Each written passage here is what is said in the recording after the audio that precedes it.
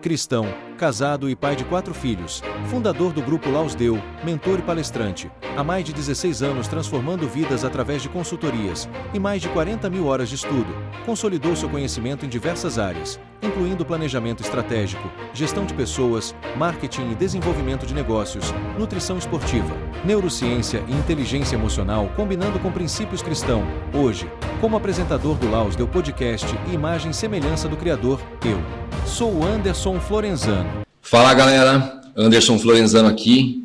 Vamos lá para mais um Laus Deu Podcast. Galera, para quem não conhece, Laus Deu Podcast faz parte do grupo Laus Deu Network, onde nossa principal missão é fazer o network entre você e Deus. Nós tentamos trazer aqui sempre convidados que vão te inspirar de alguma forma, tanto no ramo de empreendedorismo como com seus testemunhos. Muita gente com testemunho bacana que vem aqui para conversar com a gente e servir de inspiração para vocês, pessoas que têm experiências que vocês não tiveram ou que podem estar tendo, para que sirva de experiência e vocês decidam escolher o caminho certo. Hoje a gente tem o enorme prazer de recebê-la aqui. Eu escolhi o tema da carne para o espírito e temos o enorme prazer, a grande honra de receber aqui Heloísa Nunes. Deixa eu passar a ficha dela aqui que eu acabei não passando. Ela foi Miss Emirados Árabes em 2022, psicanalista, mentora, parceira de ramo, consultora de imagem e posicionamento e apresentadora. É uma enorme honra. Obrigada. Obrigada, né? Muito obrigada por esse convite. Deus está sempre unindo as pessoas e os propósitos, e se eu estou aqui é porque é para a honra e glória dele, e é porque ele quer, tá? Com certeza, com certeza. Heloísa, vamos lá.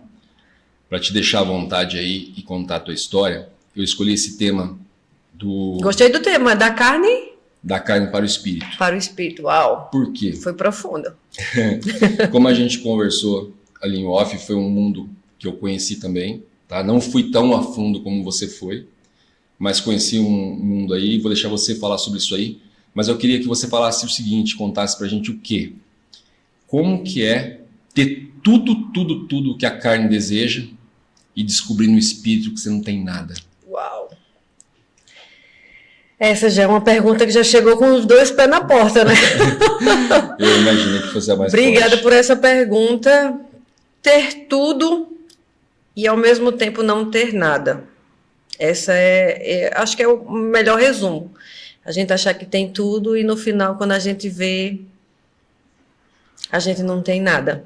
Porque se eu estou viva pela misericórdia de Deus, mas se tivesse acontecido alguma coisa com a minha vida naquela época, a minha alma ia para o inferno. Então, do que adiantava correr tanto atrás das coisas materiais, do dinheiro, da fama, e no final das contas... Você começou muito nova a ser modelo? Sim, eu comecei muito nova, aos 13 anos eu já participava já de desfiles, de eventos, mesmo contra a vontade dos meus pais, né? Mas eu sempre era o que eu queria. E aí eu lembro que quando eu não lembro se era 15 anos, mais ou menos, eu ganhei o Miss da minha cidade. E aí foi onde aumentou mais ainda a vontade de ir para o mundo da moda, né? Porque de onde eu vim não tinha condições. E eram os desfiles pequenos, não tinha muita oportunidade, mas aí eu já estava dentro de tudo que eu pudesse ir para o caminho da moda. Caminho da moda, da fama, né? Quando a gente é adolescente, a gente quer se vislumbrar, quer correr atrás das coisas do mundo, então eu fui em busca disso. Como acontece normalmente, pelo menos na época como eu comentei com você, que eu estava nesse mundo, eu lembro que existiam os olheiros, né, que descobriam você, os enviados do inimigo que descobriam você. No seu caso foi assim ou você foi atrás de trabalhos até chegar aonde você queria? Naquela época tinha muitos olheiros, ainda tem hoje, né? Mas na cidade onde eu morava, eles não iam até lá. Porque era uma cidade muito pequena, né? Não tinha desenvolvimento, então eles não iam para lá. Eles iam para cidades grandes. Eu sou do interior de Pernambuco, de uma cidade chamada Itapetim, E eles iam normalmente para Recife, que já é a metrópole, já é grande, né, uma cidade desenvolvida. Mas eu não ia para Recife, até porque meus pais não deixavam e eu não tinha condições para ir financeiras, nem também tinha idade. Então, como os meus pais nunca queriam, eles nunca aceitavam eu entrar no mundo da moda, então não tinha como ir para cidades grandes. Aí eu fui em busca sozinha ali, o meu pai dizia não, eu dizia eu vou, e ele dizia, enquanto mais ele dizia não, eu aceitava, o não do meu pai, para mim, era um sim na minha cabeça. Quase todo filho faz isso, né? Quase todo.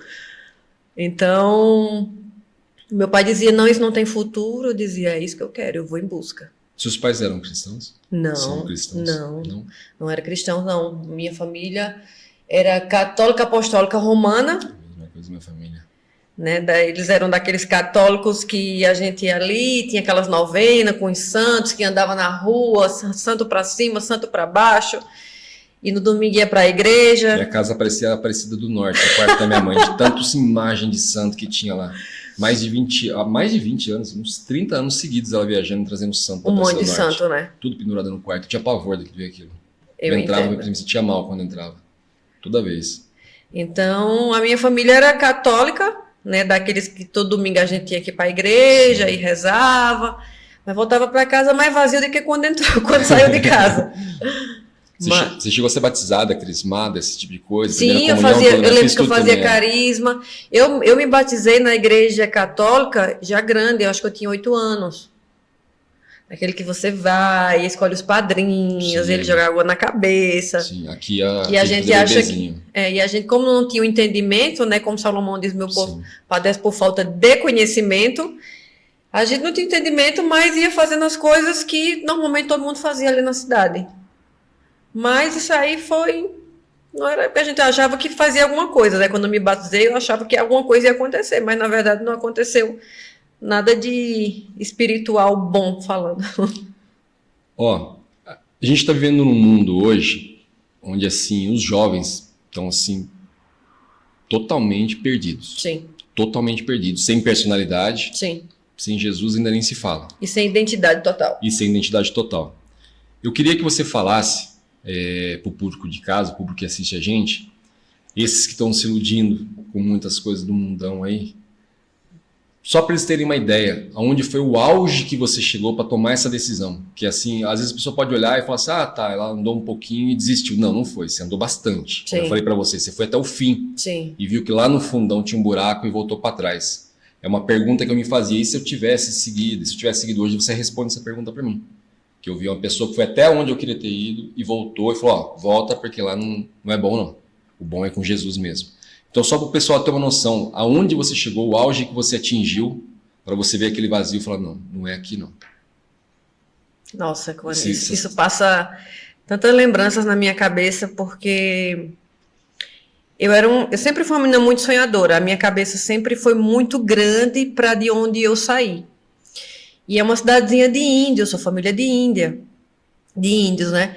E eu sempre tive a mentalidade de falar inglês e tirar minha habilitação. Por quê? Porque de onde eu vinha, a gente não tinha condições. E por eu ser uma menina, que eu era uma menina muito rebelde, tudo que meu pai dizia não, eu fazia o sim. Então, o meu pai já não queria, ele não me dava as possibilidades de, um exemplo, de aprender a andar de carro. Porque ele sabia que se eu me entregasse um carro na minha mão, um pai não vai entregar um filho um carro, ele vai se matar, né? Sim, sim. Então, meu pai sabia, ele é o meu pai, ele me conhecia, ele sabia que eu era uma menina rebelde, mas eu queria fazer coisas que para minha idade não era permitido. Então, tudo que eles diziam não, eu dizia, não, eu vou sair daqui. Eu vou morar fora, eu vou aprender inglês, eu vou aprender a andar de carro, vou aprender a conduzir carro, vou tirar minha habilitação.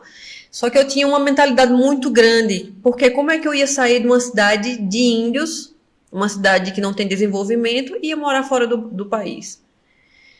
Então, eu sempre fui uma aluna que eu era a que sofria bullying, porque eu era muito magra, né? E eu nunca era boa nas escolas, nas provas, eu fiquei de recuperação, reprovei de ano. E todo mundo fazia bullying comigo de todas as formas. Tanto porque eu não era uma aluna aplicada, e sempre tinha aqueles grupinhos na escola, né? onde alguns se juntavam e sempre me deixavam de lado ali, porque eu era uma aluna que não queria muita coisa com a vida, e também porque eu era muito magra.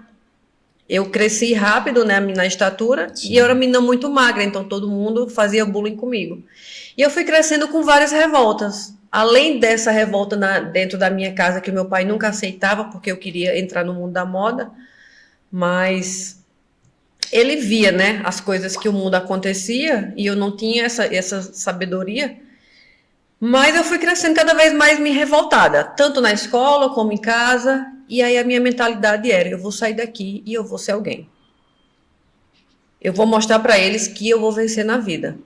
Mesmo isso com 14, 15 anos, já tinha essa mentalidade, porque eu sofria muito bullying, eu me sentia muito excluída, as pessoas não me chamavam, faziam as coisas, os eventos, não me chamavam. Tinha uma autoestima bem abalada. Eu tinha uma autoestima bem abalada. Isso foi criando uma revolta, sabe, dentro de mim, que eu disse, não, tá, se ninguém quer minha amizade, ninguém quer ser meu colega, então não tem problema, eu vou sair daqui. Não sei como, mas eu vou sair. Então eu terminei o 2º grau com 17 anos, e quando eu terminei o 2º grau, eu comecei a procurar possibilidades de sair dali, daquela cidade. Então eu fui para uma cidade maior, né, que hoje já é bem desenvolvida, deve ter uns 300 mil habitantes. E foi onde eu comecei, eu saí da casa dos meus pais e fui morar ali, e foi onde começou a minha vida com conhecimento com as drogas. Porque quando eu cheguei nessa cidade, eu conheci as drogas, eu comecei a namorar um rapaz, e aí foi onde eu comecei a conhecer e usar muita droga. Muita, muita, muita, muita. E aí, a menina revoltada, cada vez mais, e entrando em coisas, porque um abismo puxa o outro, né?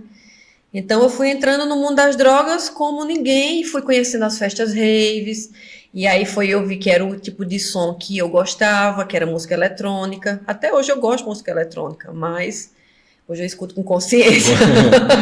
Porque, na verdade, era o ambiente, né? Não eram as músicas que aconteciam, era o ambiente da festa que fizeram. Então, eu fui conhecendo o mundo das drogas e as festas raves, e eu trabalhava de segunda a sexta, quando era no sábado, na sexta à noite. Eu me juntava com alguns amigos que eu morava junto e a gente ia para as festas raves. E aí ficava sexta, sábado e domingo só se drogando, e voltava na segunda, já ia direto trabalhar. E já ia trabalhar já do mesmo jeito que passou o final de semana. Para quem sofreu bullying, para quem tem uma autoestima baixa, porque o inimigo ele prepara certinho a cama, né? A droga assim é um prato cheio, né? Ela te faz se sentir muito poderoso e assim por diante.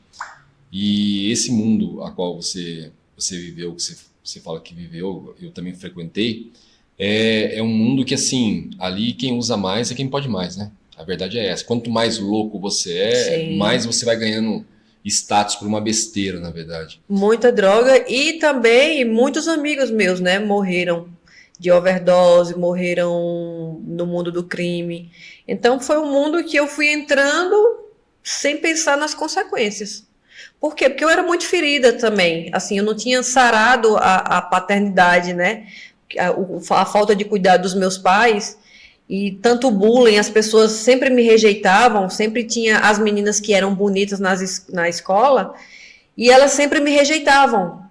Então, sabe, não sei se você já ouviu a expressão patinho feio? Sim. Eu era o patinho feio da escola, onde todo mundo me excluía. E isso foi me criando revoltas. E quando a gente não cura a nossa criança interior, a gente só vai tentando caber em grupos que, na verdade, a gente só está recebendo migalhas. Sim. E foi isso que eu fui recebendo muitas migalhas. Porque eu entrava ali nos grupos de pessoas, de pessoas perigosas, sabe?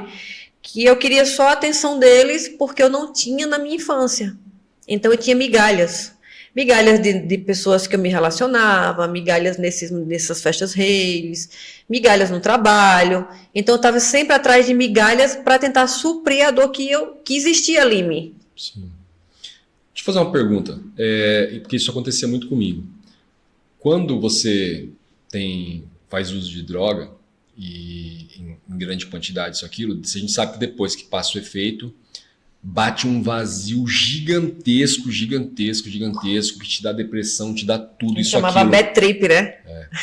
Nessa hora, você já começava a sentir que faltava alguma coisa? Sim, nas festas A gente mesmo. tenta passar por cima depois no outro dia e voltar no ritmo normal, Sim. né?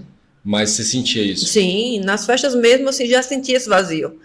Tinha hora que quando eu ia no banheiro, sabe, eu olhava assim, eu dizia, o que é que eu tô fazendo aqui, cara? Eu tô muito louca. E depois?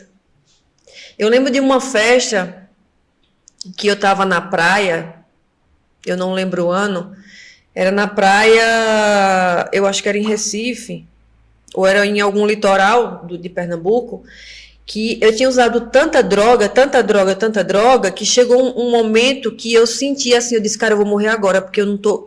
veio, tipo... Era um sentimento de como eu fosse ter uma overdose ali. E eu parei no meio da festa, todo mundo curtindo, pulando, dançando, e eu fiquei paralisada, eu acho que por uns 30 minutos. Eu não conseguia me mover. Porque eu tinha usado muita coisa, achando que não ia bater, né? Sim, a vibe não ia chegar. E aí eu fui usando. Quando bateu tudo, eu disse, cara, eu vou morrer aqui.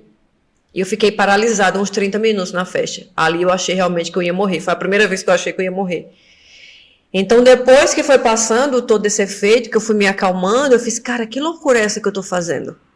Mas a gente pensa, loucura, mas a gente continua fazendo. Continua fazendo. E eu a gente ignora e vai no outro dia, continua. E no outro dia, no próximo final de semana, eu já estava lá de novo nas festas e fazendo a mesma coisa. Então, qual foi a pergunta mesmo que você fez? O TDAH gritando aqui. Nem me recordo o que eu perguntei, gente. Falei? Foi mesmo que eu perguntei?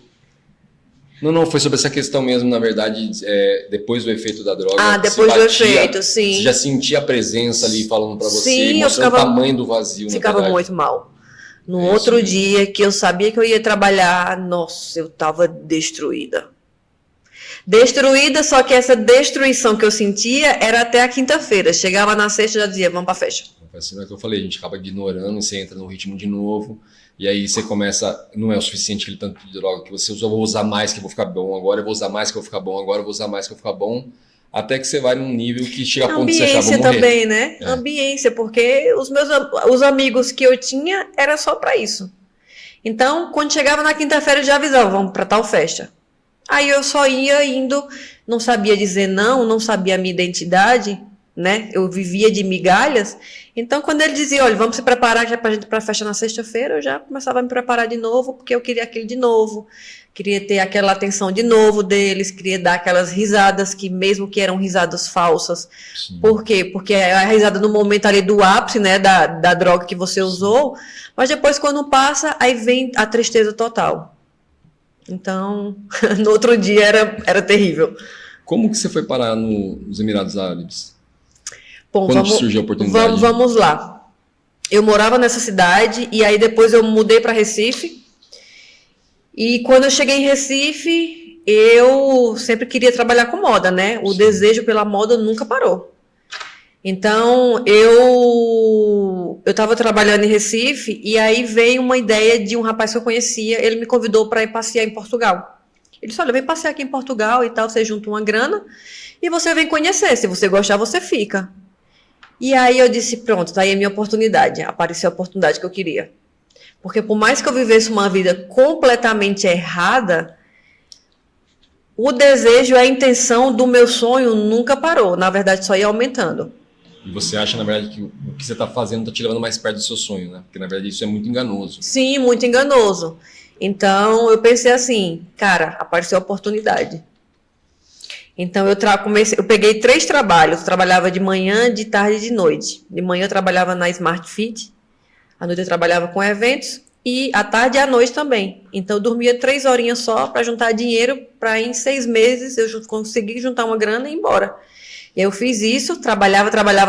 Chegava final de semana, eu ia para as raves. Das raves já ia para academia. E assim foi até eu juntar um dinheiro e dizer, agora eu vou para Portugal. Eu comprei a passagem. E cheguei em Portugal, eu lembro hoje, eu cheguei em Portugal, eu tinha 300 euros. Era o dinheiro que eu tinha. Porque o dinheiro que eu juntei, na verdade, o mais caro foi a passagem de avião. Eu disse, cara, 300 euros, isso aqui vai dar muito. Eu não sabia, né? Não tinha muita noção. Muita noção disso aqui vai dar. E aí cheguei em Portugal, coloquei os pés em Portugal, e aí eu disse, cara, agora eu não volto mais. Quando eu botei os pés, eu disse, o que é isso? Porque eu fui para uma ilha chamada Cascais, lá em Portugal, lá tem um prédio que é do Ayrton Senna.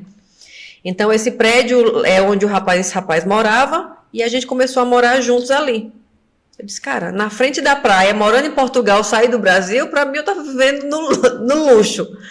Então eu disse, não vou voltar mais. Só que esses 300 euros foram embora assim. Porque eu acabei pegando uma bactéria de uma carne do porco que estava mal passada e fiquei muito doente, fiquei muito mal mesmo. E aí tive que pagar os médicos porque eu era turista, né? Sim. Não tinha como pagar ter uma hospitalidade melhor nos hospitais de lá. Então eu fui fazendo exames e o dinheiro foi acabando rápido e uma semana o dinheiro acabou. Aí quando o dinheiro acabou, o rapaz disse, olha, não dá mais. A gente começou a se relacionar quando eu cheguei lá, né? Sim. Ele disse, não dá mais. Aí eu era muito orgulhosa, né? Eu disse, não vou deixar me abalar, não. Eu vim do Brasil pra cá. Então eu falei pra ele, tá, então espera só eu sair daqui do hospital que eu vou sair, pegar as coisas e vou sair do apartamento. Porque o apartamento, eu pagava com ele, né? Com esses 300 euros eu comecei a ajudar ele, mas o dinheiro acabou muito rápido. E eu saí do apartamento e fui pra Lisboa. E aí quando eu cheguei em Lisboa, aí foi onde eu fiquei na rua. Aí eu disse, agora a história mudou. Porque cheguei em Lisboa, eu lembro que eu tinha 5 euros, e aí desses 5 euros eu paguei 3,75, eu acho que era isso, para pagar o trem, né, era o comboio, que chama comboio, e fiquei com 1,25 na rua. Não tinha onde morar, não tinha o que comer, fiquei com as minhas malas na rua. E aí foi onde eu disse, agora o bicho pegou. Agora a história mudou, porque a minha passagem de volta já tinha também passado a data e eu fiquei na rua com as minhas malas. Foi a primeira vez que eu passei um grande desafio, realmente. Aí foi quando eu passei a necessidade, né? Porque eu não tinha o que comer e não tinha onde dormir. Então eu pensei assim, cara, de duas uma, ou eu vou morrer aqui ou eu vou me safar dessa e aí nada mais me derruba. Então, quando eu fiquei na rua, foi o meu maior desafio, porque era um sentimento de impotência, sabe? Você olhar assim e dizer, e agora? Você sabe, né? Você passou por isso. Sei muito bem. É um sentimento que você olha para um lado, você olha para outro e você não acha saída, você não sabe o que vai fazer. Você pensa, eu vou esperar, vou ficar aqui até eu morrer. Eu penso, porque esperar a morte. Não tem saída. E ainda mais porque eu pensava assim, cara, eu estou em outro país. Eu não conheço ninguém, só conheci o rapaz que eu namorava, né? Sim. Não conheço ninguém, não tem como sair daqui. Como é que eu vou fazer?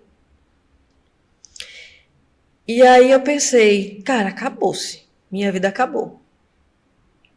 Tava com fome, não tinha tomar banho, não tinha dormir, não tinha nada. E aí eu pensei, cara, o que é que eu tenho aqui nas mãos que eu posso tentar sair da situação? Eu tinha um telefone, ele era velhinho, mas ele funcionava, tinha carga ainda. E aí eu disse, vou olhar meus contatos para ver se eu conheço alguém que possa me ajudar. E aí eu comecei a olhar nos contatos, e aí eu conheci um rapaz que não morava lá em Lisboa, mas ele morava em outra cidade de Portugal. Sim. E aí eu vi o contato dele, eu disse, eu vou falar com esse rapaz. Eu falei para ele, liguei para ele, eu disse, olha, eu estou passando por essa situação, eu estou na rua, eu estou em estado deplorável, porque não tenho onde tomar banho, não tenho onde dormir, não tenho o que comer, não tenho dinheiro, não tenho nada. Se você puder me ajudar, eu te agradeço. Ele falou assim, olha, eu tenho uma tia aí, vai lá, fala com ela que ela vai te ajudar. Aí eu pensei, pronto, agora vai resolver tudo. Só que aí não imaginava eu que era mais ainda as profundezas me puxando para o buraco, que é uma vida sem Cristo. Então, quando eu cheguei lá, ela olhou para mim e ela disse assim, o que você sabe fazer? Eu tinha feito algumas formações, eu comecei a falar minhas formações, né? Muito inocente, não, olha, eu sou formada nisso. O meu grande sonho é trabalhar como modelo, trabalhar com moda. E aí ela falou assim, esqueça tudo que você já fez. Você vai fazer massagens. Aí eu falei, tá bem. eu só não quero ficar na rua, mas só não quero mais passar fome. Então ela disse, olha, você vai ficar aqui, quero uma casa, ela transformou num centro de massagem. Sim. E lá tinha os tatames, né? E eu fiquei dormindo nesses tatames por 8 meses. Caramba. Ela abria e aí começava a funcionar a casa de massagem. Quando ela fechava às 8 da noite, eu ficava trancada lá dentro até o outro dia. E aí eu dormi 8 meses nesse tatame, porque era a minha casa, era essa ali. Eu só queria juntar o dinheiro para poder sair daquela situação. Só que ela não me falou que as massagens eram massagens com finais felizes. Esse mundo é um mundo que te leva a isso. Nossa, né? Não é à toa muito, que as pessoas muito. veem a modelo como Sim. uma prostituta, Sim. coisa do tipo. Porque, assim, como eu falei, eu vi uma parte feia que eu falei, cara, isso não é legal. Então ele te obriga a isso, ele te coloca em muitas humilhações, né? Sim. Que você vê assim e fala, meu, e aí? Não tô vendo outra saída. E eu não sabia o que era isso. Eu só soube na hora, porque estava um homem na minha frente, ele tirou a roupa e ele ficou olhando para mim. E eu comecei a chorar. Eu disse, o que é que eu estou fazendo aqui? Ele, não, eu paguei pela massagem. Eu fiz, sim, mas a massagem não é o que o senhor está pensando. Aí ele teve que chamar a senhora. Enfim, foram 8 meses, que foram 8 meses chorando todas as noites. Porque eu tinha essa escolha. E essa senhora, ela falava para mim, é isso aí que você tem. Você escolhe. Ou você faz isso, e você tem um lugar para dormir e tem comida, ou você volta para a rua.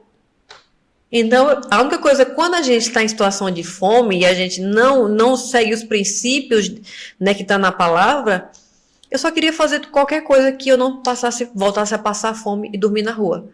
Então, eu acabei aceitando. E eu entendi isso como uma forma que ela, para mim, estava demonstrando amor ali. Só que, na verdade, ela estava olhando em mim, como eu era a mais jovem dali, daquele espaço, eu era a máquina dela fazer dinheiro. Dela fazer dinheiro, isso que eu ia falar. Porque todo mundo, quando chegava lá, dizia, não, eu escolho ela. Ele não escolhia as outras mulheres. Então, ela viu em mim uma máquina de fazer dinheiro e entendia que ela estava me dando o amor dela. Porque ela estava me dando justamente, eu estava dormindo ali, estava me alimentando, estava conseguindo, né, sobreviver. Sim. Então, foi uma fase muito difícil, sabe? Foi uma fase muito difícil que eu chorava todas as noites. Quando ela fechava a casa, eu começava a chorar. Eu dizia, cara, o que é que eu tô fazendo aqui? Por que eu tô passando por isso? Né? Eu conheço muitas pessoas desse caminho, que escolheram o caminho de modelo. Isso acontece mais com a mulher, na verdade, né? O homem mas não é tanto. É mais com a mulher, porque assim, colocam ela numa situação a qual, tipo assim, ou é isso, ou não tem mais o que você fazer. Principalmente com essas propostas, falam, vem pra cá, que aqui você vai ter uma vaga, você já vai achando que você vai ser uma modelo ali, e chegar lá e falar, então, você vai trabalhar nesse tal lugar aqui, isso, aquilo, aí depois você vê que, pô, tá muito longe do que eu sonhei e não tem o que eu fazer mais. Conheço muitas pessoas que foram enganadas dessa forma, entendeu? E aí a pessoa tira proveito, como você falou, ela viu uma máquina de ganhar dinheiro, ela viu uma pessoa ali, ó, pô, eu vou tirar dinheiro daqui. Ela é pessoa nova, chegou aqui, é aqui que eu vou tirar dinheiro. Já vi muita gente ser enganada com isso. E foi exatamente isso que aconteceu, mas eu fui, mesmo assim eu continuava em busca. Não, é a moda que eu quero ir. Então, quando passou 8 meses, foi onde eu comecei a buscar outras formas. Eu digo, preciso buscar outras formas de não ficar aqui só. Eu preciso buscar outras formas de fazer dinheiro e sair daqui. E aí foi onde eu fiz vários trabalhos de várias coisas. De manicure, servir sushi. Eu fui... que tem o go-go dance, a girl dance. Sim, dançava em boates, sim. Dancei em bandas. Saí dançando na Europa toda. Então fui buscando várias coisas, mas sempre o foco de entrar na moda. Eu entrava nesses outros trabalhos porque eu pensei, não, eu vou conhecer alguém que vai me ajudar a entrar na moda. Mas sempre entrando num abismo, entrando em outro e sempre usando muita droga para tentar suprir já as dores agora de morar na Europa, né? E suprir as dores que eu sentia do trabalho, os trabalhos que eu fazia. Então, tudo que eu fazia era usando muita droga. E aí, quando chegava à noite, eu dizia, cara, eu preciso usar alguma coisa, preciso fumar para poder tentar dormir e relaxar minha cabeça. Então, assim foi por longos tempos até eu mudar de Portugal para a Espanha. E aí, quando eu mudei para a Espanha, eu disse, pronto, agora saí de Portugal, agora eu posso rodar o mundo. E aí, quando eu cheguei em Espanha, eu disse, também não é aqui que eu quero ficar. Aí, mudei para Milão. Aí fiquei em Milão. Milão, você já estava mais próximo do seu sonho. Já estava mais próxima, já estava no local da moda, né? Então, eu sempre trabalhei, eu comecei a trabalhar com as questões da moda, mas sempre foi onde eu entrei mesmo na prostituição. Por quê? Porque o que traz mais dinheiro é a prostituição. Todo mundo fala a mesma coisa. A moda é o cardápio para você aparecer para as pessoas, mas aí eu só entrei mesmo, o dinheiro vinha do outro lado. Então, eu ficava nesse impasse, sabe? Fazia o que eu amava, mas o dinheiro não vinha daqui, vinha justamente da prostituição. E aí foi onde eu fui pulando de país em país, e cada vez que eu chegava nos países, eu dizia, não, ainda não é aqui. Eu preciso de mais dinheiro, porque eu saí de casa para vir em busca de dinheiro. Eu saí de casa para vir em busca de um sonho que eu nunca tive. Então, fui pulando de país em país, da China até Portugal, fui rodando e sempre querendo mais, querendo mais, querendo mais. E aí foi quando eu cheguei a conhecer Dubai. Eu desci da China e fui para Dubai para passar uns dias e quando eu cheguei lá eu disse, uau, é aqui que eu quero ficar. É uma cidade próxima, uma cidade encantadora, né? Ela ilude fácil. É a cidade que... Dubai hoje tem 50 anos só, é uma cidade muito, muito nova. E que ela foi construída no deserto, é uma cidade de primeiro mundo, né? Sim. Então, é tudo muito glamuroso, é muita riqueza, é muito tudo. Mas quando eu cheguei lá, eu disse, é aqui que realmente eu vou crescer profissionalmente como modelo. Porque lá eles dão muita oportunidade, né? Mesmo que a mulher não tenha voz. Então, quando eu cheguei lá, eu comecei a buscar justamente os eventos de moda como modelo, e foi quando apareceu o Miss. Quando apareceu o Miss, aí eu pensei, eu vou entrar nisso. Porque se eu ganhar, aí todo mundo vai olhar para mim. E aí realmente eu entrei, embarquei, eu disse, cara, eu vou fazer o que for preciso para ganhar isso aqui. Você acredita que a sua questão com autoestima, você alimentava ela com as drogas? Que geralmente é assim, quando você tem um problema de autoestima, você cai nas drogas, você vai se sentindo, você se sente bonito, você se sente poderoso, se sente forte, Sim. se sente confiante. Sim. Você se alimentou muito disso. A minha autoestima o tamanho da minha autoestima era o tamanho da falta que existia em mim. Mas a minha autoestima era só na frente das pessoas, na frente das câmeras.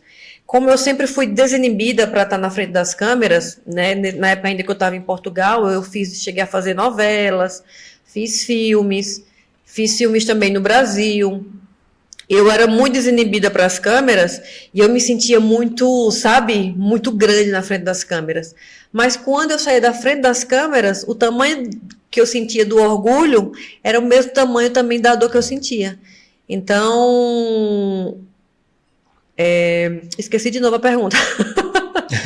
Não, eu tinha perguntado como você chegou nos O TDAH é grande aqui, viu, gente? E por essa questão da autoestima, para você chegar, onde você chegou até Dubai, né, que você disse, foi isso? Isso. Para você chegar até Dubai, tendo problema de autoestima, eu imaginei que você se alimentava nas drogas para poder se sentir mais confiante, para se sentir mais bonita, para se sentir mais forte, porque realmente as pessoas que têm baixa autoestima, ela tá com o pé pronto para usar droga. Sim. Porque a droga é uma fantasia que deixa ela linda. É uma fantasia que você se sente forte, o máximo. E algo muito interessante, Anderson, que lá em Dubai foi quando eu comecei a parar de usar drogas. Por quê? Porque lá não se pode. Sim. Lá o crime de usar droga é tão grande como se você matasse uma pessoa. Então, quando eu entendi isso, eu fiz, cara, se eu tô aqui, se as coisas estão começando a acontecer para mim no mundo profissional da moda, eu não posso dar vacilo. Porque também, da mesma forma que está vindo rápido, também pode ir rápido. Sim. Então, eu comecei a entender que lá eu saía de Dubai para poder, né, curtir, usar as coisas que eu gostava na época, mas quando eu voltava para lá, às vezes eu saía só para ir usar alguma coisa. E aí, quando eu voltava, eu parava justamente porque lá realmente é muito perigoso. Então, quando eu entrei no Miss, que eu ganhei, aí foi onde todo mundo olhou para mim. A Miss Emirados Árabes. E aí foi onde realmente todo mundo me convidava e me chamava, aí cada vez mais o meu ego crescia. Isso que eu ia falar, o ego. Como Nossa, você vê o ego? era um ego tão inflado que eu me senti o máximo. Eu dizia, cara, olha de onde eu vim, olha onde eu tô. Eu sou a Miss Emirados Árabes, todo mundo hoje quer que eu esteja dentro fazendo, né, as propagandas, os desfiles nos Fashion Week, então o meu ego cresceu mais ainda. Mas continuava na mesma coisa, quando eu entrava dentro de casa, vinha a tristeza. É o vazio, né? O vazio que hoje a gente sabe o que é, mas esse vazio, ele sempre existe. Como eu falei, você chegou no auge daquilo que a carne pode ter para depois partir para o espírito, né? Isso. Então, assim, uma coisa assim que eu acho absurdo. Absurdo não, né, cara? As pessoas, aqueles que querem entrar no mundo da moda ou qualquer... No meio artístico, na verdade, nem sabe, nem tem ideia disso. Por isso que eu falei, meu, conte a sua história para as pessoas terem uma noção como que é, porque se vira um objeto. Sim. Um objeto, como um copo aqui, ó, que você põe ele para cá, põe ele para lá, você vende, vou dar o copo pro fulano aqui, levar embora. Pode levar esse copo que eu não uso mais. Sim. Aí você vai para um outro lugar, vão passar a usar você ali, não, eu não estou usando mais, você não quer levar esse copo embora? E você acaba virando um objeto. E eu creio assim, é uma situação assim, muito humilhante. Para um homem passar por humilhação já é difícil. Para uma mulher, porque às vezes eu comento com homens quando eu converso assim, que a pessoa coloca uma situação dela assim, eu falo, cara, é como a questão da... tem coisas que têm mais peso para a mulher, tem coisas que têm mais peso para o homem.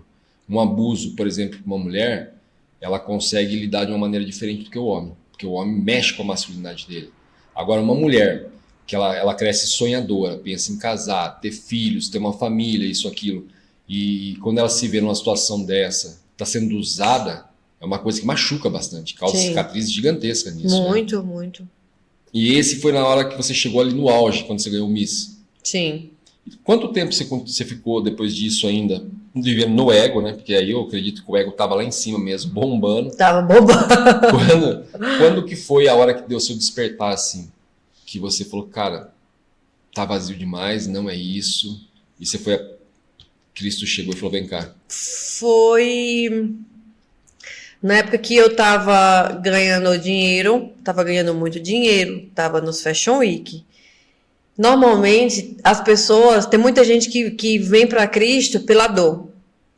O meu foi no momento que eu tava mais, vamos dizer assim, top da minha vida, porque eu tava ganhando muito dinheiro, eu tava nos holofotes, eu tava nos eventos, eu tava nos Fashion Week, as pessoas estavam me convidando para todos os eventos, as pessoas queriam que eu tivesse ali presente, é a época que mais tinha contrato de trabalho, e foi a época que para mim estava melhor financeiramente, foi quando eu disse, Jesus, eu não aguento mais.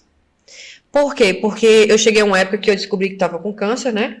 Eu fui tirar férias na casa dos meus pais, e eu estava sofrendo muito por questões emocionais, né? Eu cheguei a ter um relacionamento que foi muito abusivo, e eu cheguei a fazer ver assim, faz um check-up, enquanto eu estava lá em Pernambuco.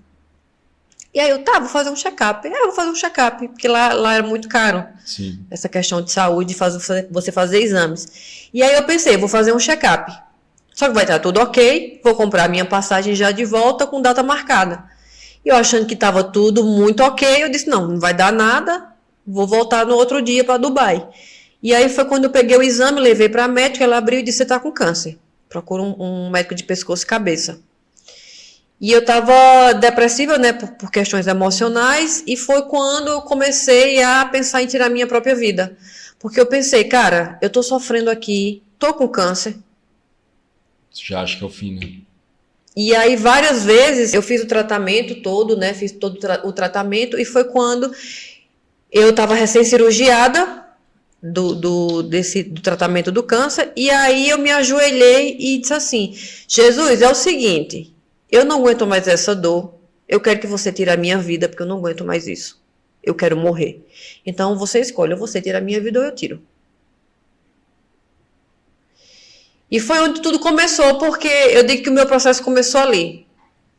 Porque eu disse que não queria mais, que eu queria morrer, que eu queria que o Senhor tirasse a minha vida, mesmo sem conhecer, sem buscá-lo. Mas eu não aguentava a dor, porque eu tive a depressão suicida.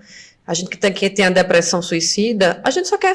Todo depressivo só quer que a dor passe. Ele não quer tirar a sua vida. Ninguém, pra você ver como que é. Você estava com câncer, achando que ia morrer. E o medo de você morrer te fez pedir pra morrer. Entendeu? Isso é uma coisa que eu costumo falar muito com as pessoas. Quando a pessoa fala, eu queria me matar. Eu falei, você não quer se matar, você quer que pare a dor. Você quer que pare a dor. Você quer que pare aquela dor, aquele vazio, aquela coisa que perturba, aquelas vozes na cabeça. Então é assim, é uma coisa assim que eu até tento entender às vezes como que uma pessoa consegue se suicidar. O tamanho da dor que ela está sentindo para ela conseguir. Porque assim, além dela, ela não quer morrer, a verdade Sim. é essa. Ela não quer, só que ela acha que aquele negócio vai acabar matando Sim. ela, então ela antecede isso e se mata. Só que ela tem que ser muito corajosa para fazer isso. Muito. E eu fico tentando entender a cabeça de uma pessoa assim, o que leva ela, o desespero, o tamanho do desespero que ela tá para ela chegar a esse ponto. É porque eu não sei se você já passou por esse processo de depressão. A depressão tentou só bater na minha porta várias vezes. Nossa, é uma dor. 47 anos eu chuto ela. É um sentimento tão, sabe, que você não vê sentido na vida, porque a gente não tem Jesus, né? Quando a gente tem Jesus, a vontade é de viver, ao contrário. Sim. Então, a minha vontade, eu não queria estar ali, eu não queria respirar, eu queria que aquele tempo acabasse.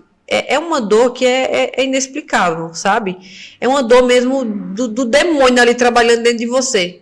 E na sua mente, no seu coração, e dizendo, tira sua vida, tira sua vida, tira sua vida, que essa vida tá ruim, isso aqui não vale a pena. Você tá sofrendo, essa pessoa tá fazendo você sofrer. Então não vale a pena. É só esse o sentimento que vem. E aí eu fiz todo o tratamento, e aí o médico me liberou para voltar à minha vida normal. E aí eu voltei para Dubai. Só que eu voltei para Dubai com a mesma depressão. Eu não tinha curado da depressão. E aí eu chegava várias vezes em prédios altos, né? Porque tem prédios muito altos lá. E eu olhava assim, eu dizia, cara, eu posso pular agora e acabar com essa dor. E aí sempre vinha a vozinha, pula. É isso mesmo. Entendeu? E foram várias vezes que veio eu olhava para baixo e dizia, cara, eu poderia passar com essa dor agora, que eu tô sentindo. Então, eu só fiz o tratamento, mas eu não curei as minhas feridas, não curei a depressão, eu não tinha buscado nenhum tratamento. Então, foi quando eu estava muito bem financeiramente, mas estava com todas essas dores ainda. Então, eu chegava num prédio, eu queria me matar, eu estava na frente das câmeras, eu me sentia glamurosa, me sentia, sabe? E o pessoal me chamava, Miss Emirados Árabes, tal. Então, assim, era uma gangorra. Momento estava bem, momento estava mal. Momento estava bem, mas se juntar todos, na verdade, era 90% mal e 10% só bem. E foi quando eu estava em todo esse processo, né, que eu não via sentido na vida, que eu estava sofrendo muito com essas questões lá em Dubai também. Eu continuava trabalhando na moda, mas ao mesmo tempo também a prostituição ainda continuava ali, porque a prostituição não tinha cessado, pelo contrário, ela veio muito maior. Por quê? Porque todas as pessoas, os homens, queriam estar com a Miss Emirados Árabes. Então, de onde é que vinha o maior dinheiro ainda? Desse lado. Questão. Então, como o que eu queria era dinheiro, e às vezes eu até saía mesmo para tentar passar essa dor, cessar essa dor. Eu saía, mas quando chegava eu dizia, cara, eu tô pior. Porque a depressão, na verdade, a depressão ela vem de um excesso de passado, né? E a ansiedade é um excesso de futuro. Sim. Porque eu costumo dizer que a gente não costuma, é difícil viver no momento presente. Por isso que Jesus fala sempre pra gente vigiar e orar, né? Porque aí você tá no momento presente.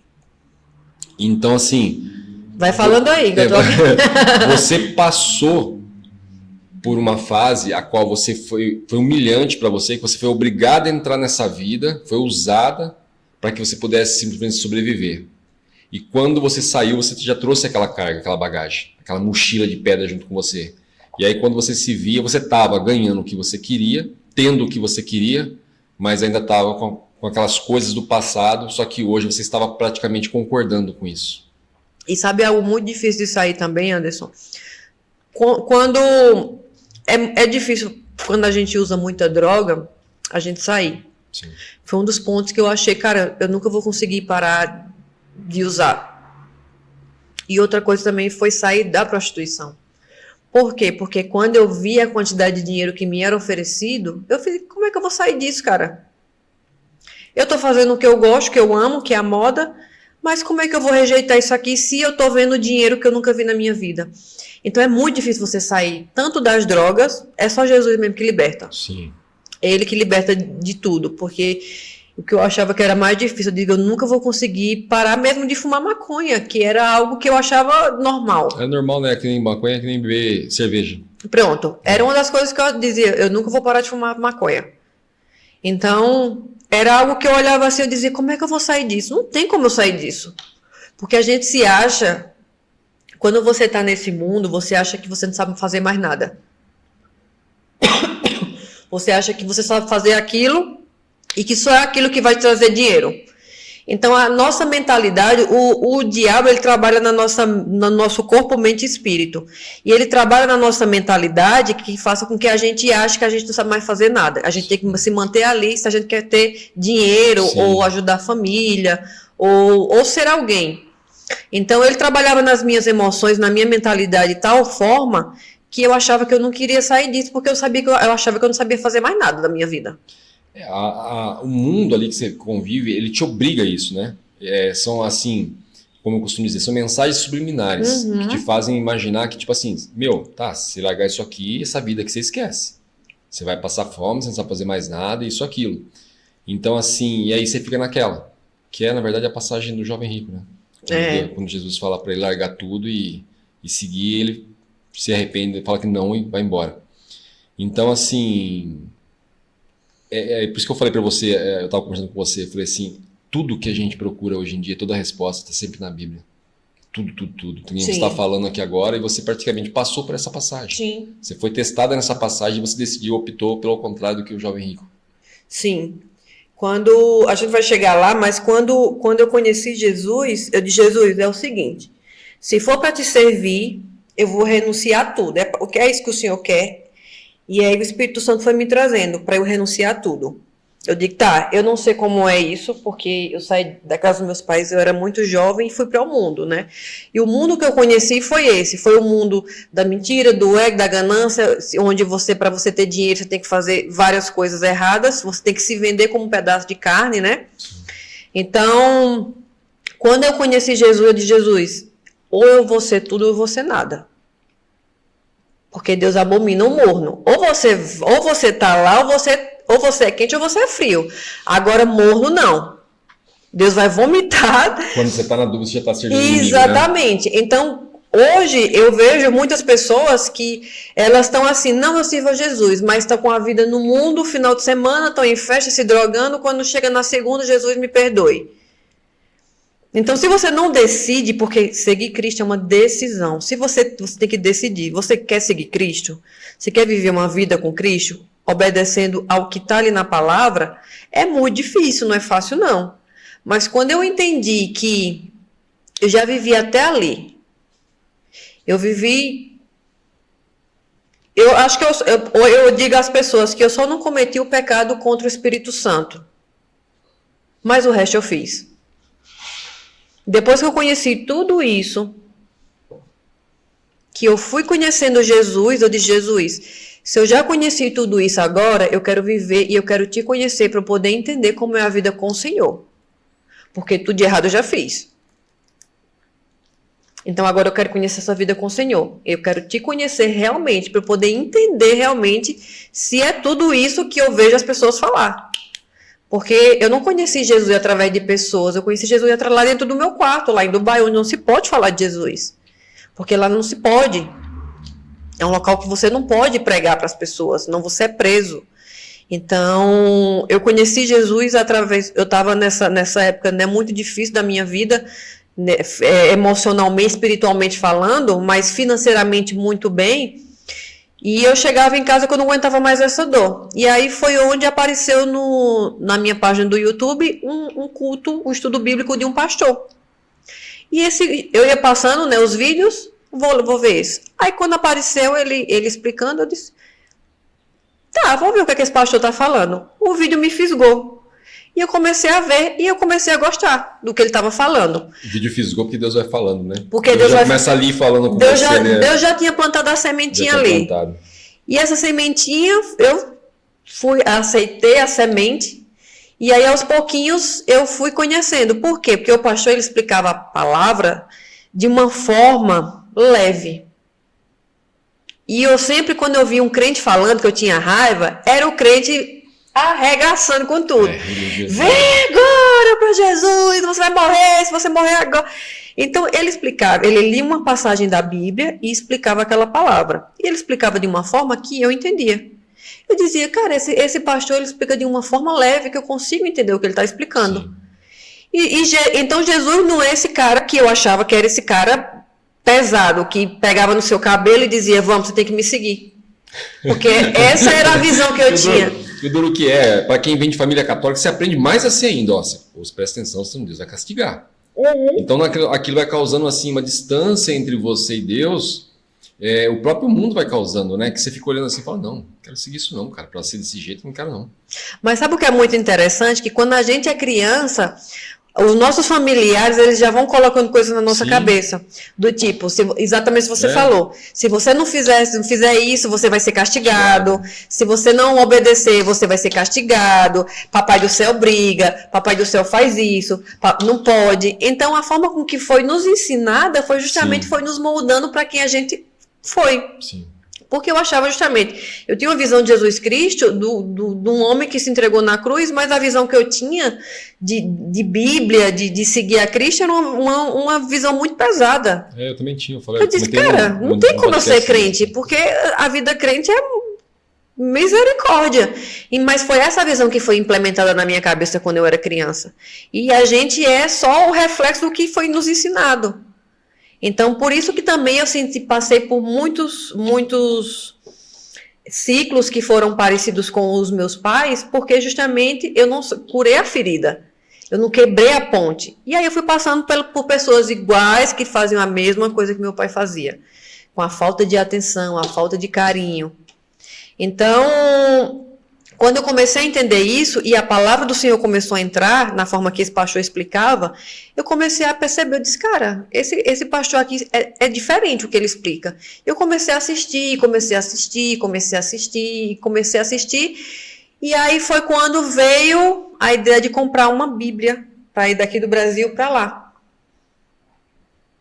E aí eu estava indo uma amiga minha para lá, liguei para ela, eu disse, olha, você pode trazer uma Bíblia para mim se eu comprar? Ela falou, levo. Eu comprei uma Bíblia, que eu tenho ela, que é onde eu levo ela sempre nos lugares que eu vou dar meu testemunho, né? Que isso aqui eu estou contando, estou tentando resumir, e eu comprei essa Bíblia, que é só um desenho de um leão, é um desenho mesmo. Eu sei qual que é. Que não tem nome, sabe? Não tem nome, não tem nada para ser discreta, justamente porque se a polícia parasse ela poderia ser presa. Sim. Então eu pedi para ela levar essa Bíblia e essa Bíblia chegou lá. E aí eu comecei a ler, porque eu disse, não, eu quero ver o que é que está escrito realmente na Bíblia, se é realmente isso que o pastor está falando. Para não ficar só na conversa dele, só né? Só para não ficar acreditando no homem, né? Exatamente. Eu quero ler a palavra. Aí comecei a ler o Novo Testamento. Comecei a ler. E aí o pastor falava assim, olha, se você estiver lendo a Bíblia e você não entender, não pare, só continue a ler. E aí eu fiz isso, que eu estava lendo e dizendo, não estou entendendo nada que estava naquilo. Todo mundo passa por esse processo. Mas eu vou lendo. Aí terminei de ler a Bíblia, o Novo Testamento. Aí eu disse, vou ler de novo. Comecei a ler de novo. E assim eu comecei a continuar nessa palavra vendo o pastor. Até o momento em que eu disse, tá bom. Então, se esse Jesus existe, eu vou fazer prova agora. Fui lá no meu quarto, tranquei a porta, botei o joelho no chão e disse, Jesus, é o seguinte. Aquele pastor ali está dizendo que o Senhor existe. Que o Senhor, para transformar a vida das pessoas, a gente tem que pedir. Que o Senhor não entra, né? Como o diabo entra na nossa vida, ele entra com os dois pés na porta, mas o Senhor não. Então eu quero te conhecer. Eu estou abrindo essa porta aqui. O pastor falou ali que para o Senhor entrar, eu tenho que abrir. Eu estou abrindo. Porque eu não aguento essa vida que eu estou tendo. Eu não aguento a dor que eu sinto. Eu não vejo sentido na vida. Então eu quero te conhecer. Eu estou abrindo a porta. E foi quando eu fiz essa oração e fui a minha vida. E aí ele começou a me mostrar a vida que eu tinha. Começou a me mostrar até o momento em que... Vai passando um filme, né? Caiu tudo, assim, caiu o lençol dos olhos. Eu disse, meu Deus, que vida miserável é essa? E ele mostra, ao mesmo tempo, ele ampara a tua dor, né? Para você não cair. Eu tô ouvindo você falar e tô vendo toda a perfeição de Deus nas coisas. Ele sabia que com você, como assim, como foi comigo também, como foi com várias pessoas. Para cada um ele tem um jeito de chegar. Ó, eu vou chegar desse jeito na Heloísa, que é esse jeito, é essa hora, nesse dia que ela vai me ouvir. Como você falou, do nada você buscou ali, você estava buscando e encontrou. Entendeu? E a gente já acha, olha que coincidência, eu encontrei um pastor, como quando aconteceu comigo, um momento mais frustrante da minha vida, decepção que eu tive com a minha parentela, como eu disse. Eu lembro que quando eu fui dormir no hotel, eu e minha esposa, a minha esposa conseguiu dormir, eu não consegui, eu varei, e eu abri eu estava comprando uma pregação, até foi ela quem me apresentou, o pastor Lucinho. Ela assistia bastante, ela me apresentou, e eu abri para assistir uma pregação do pastor Lucinho. E eu fui, na verdade, expulso da casa dos meus pais. Né? Eu vim, ajudei tudo que precisava, meu pai já era falecido, estava ajudando minha mãe, na verdade, e acabaram me expulsando de lá. E quando eu estava ouvindo essa pregação, o tema da pregação justamente era, o pastor Lucinho batia nessa tecla, bateu várias vezes, saia da sua terra, da tua parentela e vai para o lugar que eu vou te mostrar. E eu lembro que no outro dia eu cheguei para o pastor e falei, cara, ontem eu ouvi uma pregação interessante, parecia que estava falando comigo. Ele olhou para minha cara e falou, meu jovem, mas é lógico que Deus estava falando com você. Você fica naquela, será? Como você fez, acabou de falar. Eu abri e falei, não quero ver se é verdade mesmo. E dali para frente, Deus fala o tempo todo. Tem vezes que você está surdo, desnorteado, você não está vendo, mas Ele está falando. E quando você cai no espírito, que você fala, não, eu vou seguir Jesus, e pronto, Ele te lembra todas as vezes que Ele falou com você. Deus me lembra de quando coisas de criança. Eu lembro até hoje, porque assim, ó, eu aprendi que sempre tem alguém intercedendo por você. Às vezes pode ser um estranho, que você não sabe. E eu lembro que quando eu tinha 6 anos de idade, um senhor, que eu nem sei se esse senhor existia, pra falar a verdade, que ele morava numa mata perto da minha casa, ele se afundava lá pro meio e depois voltava. Um dia ele parou e perguntou pro meu pai, posso dar um presente para esse menino? Meu pai falou assim, pode. Ele falou, tá bom, amanhã eu trago. E ele me trouxe um livro, nunca vou esquecer. Era aquela Bíblia, tipo Bíblia em ação, ilustrada, né? E de capa amarela. Até eu fiquei tentando achar uma dessas aí. Depois que eu descobri lá de qual denominação que era, eu fui pedir para um rapaz me ajudar a conseguir. E eu lembro dessa Bíblia, inteirinha, porque eu lembro pelas figuras, eu nem sabia ler, mas eu lembro pelas figuras. E eu não esqueço desse dia, Deus me lembra desse dia. Você lembra o dia que eu mandei te dar uma Bíblia? Entendeu? Então eu não esqueço desse dia.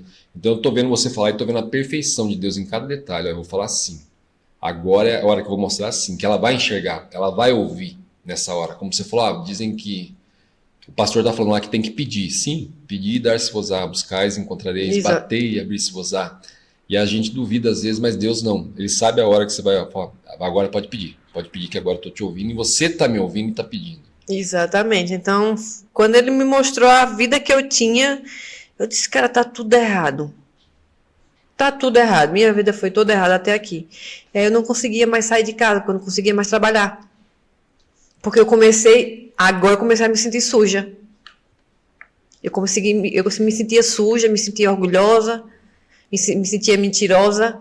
Eu disse, cara, eu não consigo mais sair de casa. E aí eu disse, tá, Jesus, eu estou entendendo a vida que eu tenho. O Senhor está me mostrando a vida que eu tenho. Eu não consigo mais sair de casa. Então, o que eu vou fazer agora? Eu me tranquei por 2 meses e fiquei os 2 meses jejuando, mesmo sem saber. Comecei a procurar no YouTube, comecei a jejuar e ler a palavra. Eu disse, eu vou ficar 2 meses aqui, jejuando e lendo a palavra. Eu quero entender o que é que está acontecendo na minha vida, porque agora eu estou vendo, eu não consigo sair de casa. Eu me sinto toda errada. E aí, quando eu comecei a renunciar a isso, que eu comecei a parar, né, de sair de casa, de trabalhar, de fazer tudo que eu fazia, foi onde aumentou e triplicou os convites. Porque o inimigo sabe que você quer sair, né? Total. E aí as agências me ligavam, olha, eu tenho um trabalho para você agora. 3 vezes mais do que eu ganhava. Começou a vir assim, ó. Eu disse, cara, agora eu tô entendendo o que é que está acontecendo na minha vida. Porque o pastor diz ali que o mundo espiritual é muito mais real do que a gente, do que esse mundo aqui que a gente vive. Sim. E agora eu estou percebendo que porque eu estou dizendo não, eu estou dizendo que eu não vou ficar aqui dentro de casa jejuando e orando para eu poder entender como é que Jesus vai trabalhar na minha vida, né? Aí foi que veio convite em cima de convite. E o meu telefone não parava. Eu tinha que desligar o telefone porque ele não parava, coisa que nunca tinha acontecido, tá? Então eu comecei a jejuar, eu disse, Jesus, eu estou entendendo o que é que o Senhor está me mostrando, eu estou entendendo agora quem eu fui, quem eu sou e quem eu posso ser. Mas eu preciso entender agora quem eu posso ser. Eu preciso que o Senhor me mostre o que é que o Senhor quer de mim. Por quê? Porque eu cheguei até aqui. Então, o Senhor me trouxe para renunciar a tudo. Renuncia tudo. Se você quer realmente uma vida comigo, você vai renunciar a tudo. Para você começar do zero. E você vai voltar para o Brasil. Aí eu, nossa, voltar para o Brasil, gente. Depois de muitos anos. Eu não sei nem como é viver no Brasil.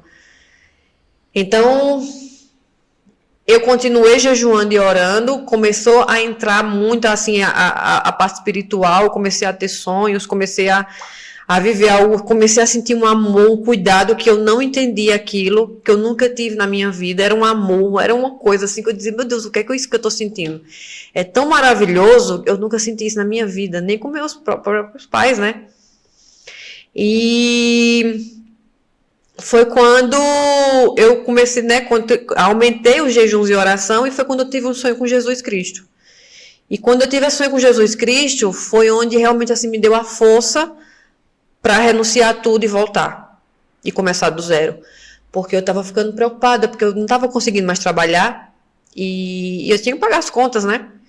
Não conseguia mais trabalhar, não conseguia sair de casa, não sabia como as coisas iriam acontecer. Eu só sabia que a única coisa que eu queria ali era uma fome de ler a Bíblia e jejuar.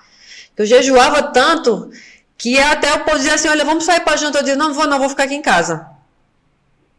Aí o que está acontecendo? Não vou não. Que eu queria jejuar e queria aprender e queria saber, sabe? Foi uma fome que foi me dando, uma fome de conhecer aquilo que eu estava vivendo, que era a primeira vez, né? Que eu nunca tinha sentido.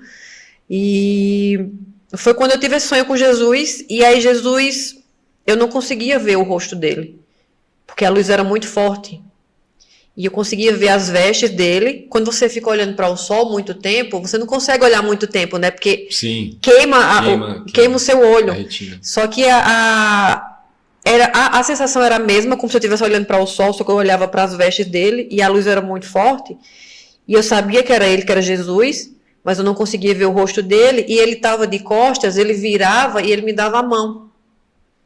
E ele dizia, minha filha, não tenha medo que eu estou com você a partir de agora. Então você pode ir para o Brasil que eu estou com você. Aí ele pegava na minha mão. E aí quando ele pegava na minha mão, eu acordei. Aí eu entendi, agora eu entendi, Jesus, o que é realmente para eu fazer. E foi quando eu decidi, vou renunciar tudo. Vou renunciar tudo. Renunciei contratos, o MIS, trabalho, dinheiro, pessoas, renunciei tudo, deixei para trás, comprei a passagem calada, né, para ninguém saber, até porque já estava vindo convites absurdos que eu nunca tinha recebido, e eu sabia que se as pessoas soubessem, ia vir mais ainda propostas e até situações para que eu não viajasse. Então eu organizei tudo calada e voltei para o Brasil. E aí eu coloquei os pés aqui e disse, Jesus, agora eu estou por tua conta.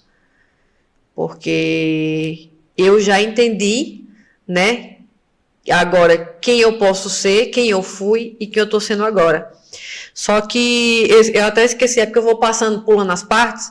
Quando eu comecei a conhecer Jesus, que eu entendi que eu tinha que renunciar toda a minha vida, eu perguntei assim, Senhor, eu estou entendendo agora como foi que eu fui a minha vida quase toda. Muitas coisas erradas, prostituição, droga, dinheiro, ego, ganância, mentira, sabe? Então, o que é que eu posso fazer? O que é que eu vou fazer no Brasil? Porque se é para eu renunciar, alguma coisa eu tenho que fazer. Então, eu comecei a jejuar para que o Senhor me trouxesse o que é que eu viria fazer no Brasil. Porque eu disse, Senhor, eu preciso saber algo que eu gosto de fazer. Se eu não vou mais fazer isso que eu estou fazendo, se eu não vou mais, né, ir atrás da moda ou enfim, de holofotes, eu preciso fazer algo que o Senhor queira que eu faça. E é através do jejum foi que o Senhor me trouxe ideias, vinha assim, do nada. Eu já comecei a seguir pastores, né, que eu gostava, pessoas que eu escutava na internet, que eu sempre ia aprendendo.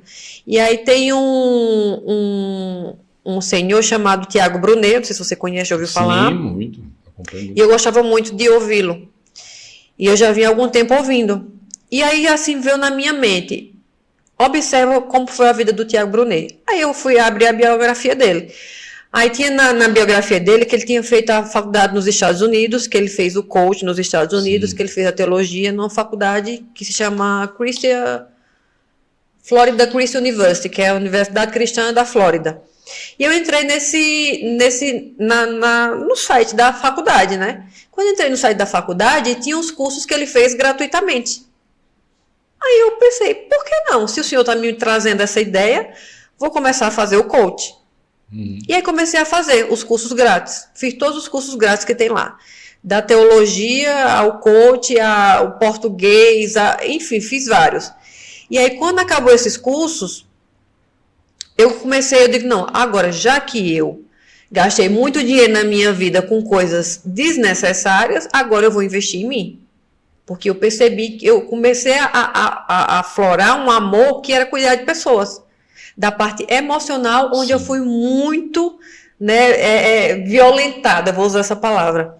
E foi onde eu me aprofundei e comecei a comprar cursos. Digo, vou comprar cursos, e comecei a ler a palavra, estudar a palavra e fazer cursos, e fiz coach, e aí fui fazendo outros, das questões emocionais. Eu entrei em outros cursos nessa faculdade dos Estados Unidos, e foi onde foi cada vez mais aflorando o amor para ajudar pessoas. Porque justamente é onde a nossa parte emocional é onde mais os seres humanos hoje precisam. Hoje é isso, é verdade mesmo.